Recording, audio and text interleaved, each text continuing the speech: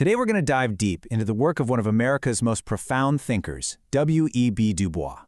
We're going to try and understand his really powerful ideas about race, identity, and, those invisible barriers that still divide us. So let's just start with this question. I want you to really think about it for a second. What does it actually mean to live in a world that sees you as a problem? This isn't just some hypothetical. It is the powerful, central question that drove the entire life and work of W.E.B. Du Bois. So to unpack his answer, here's our roadmap for today. First, we'll look at the world that shaped his thinking. Then, his dual role as both a scholar and an activist. And then, we'll break down his two most famous game-changing concepts, the veil and double consciousness. And finally, we'll connect it all back to why his ideas are, well, more relevant now than ever. Okay, let's start at the beginning, with the world that gave rise to this defining question in the first place. To really get to Bois, we have to understand the world that posed this question to him. It is so hard to overstate his importance. I mean, he wasn't just some observer of American society. He was a foundational architect of how we even think about race and civil rights today.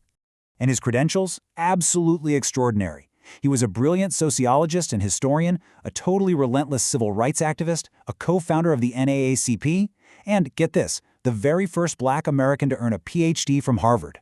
So you can see, his work was never just going to be academic, it was always a call to action. And this dual role he played, it was really forged during a pivotal and incredibly challenging time in American history. It basically forced him to be both a top-tier scholar and a frontlines activist. Du Bois was writing in the long shadow of the Civil War, right in the middle of the Jim Crow era. Now, slavery had officially ended, sure, but it was replaced by this brutal system of legal segregation. These laws were all designed to enforce racial separation and deep inequality. Understanding this context is absolutely crucial because it sparked this huge debate among Black leaders about the best path forward. And this debate really created two very different paths. Both were aiming for progress, but they had very different ideas about how to get there. So on one side, you had Booker T. Washington. He was advocating for a more gradual approach focused on economic self-sufficiency and vocational skills. But Du Bois, he fundamentally disagreed. He demanded full equality, and he demanded it now. He argued for immediate civil rights, voting rights, and access to higher education, believing that an educated, talented 10th was absolutely essential to lead the fight. So this intense fight for equality led him to develop some really powerful metaphors to explain what race in America felt like. And the first one we're going to look at is what he called the veil. So what is the veil? Du Bois described it as a symbolic barrier. It's not a physical wall, but a social and psychological one that separates Black and white Americans. It just hangs there between two worlds, making it almost impossible for one side to truly see and understand the other. It's that feeling of being seen as a category before you're ever seen as a person.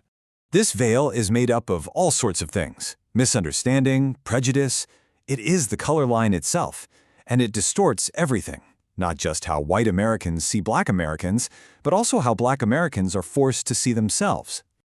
And that idea leads us directly to his most famous concept. It's one that really gets to the heart of the internal struggle that's caused by living behind the veil, and that is double consciousness. Double consciousness. It's this feeling of having a divided self. It's the sense of twinness, as he put it, of being both an American and being Black, in a world that often sees those two identities as being in conflict.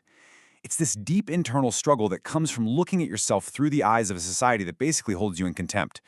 Just imagine being constantly aware not just of what you're doing, but how other people might be perceiving you through this lens of stereotypes. So let's break this down into two lenses, right? The first lens is how you see yourself, your own hopes, your dreams, your identity. But that second lens, it's forced on you. It's how you know you're being seen by the dominant, prejudiced society. And that creates this constant, exhausting awareness of being judged, and it shapes your every move. Okay, so this brings us to a really crucial question.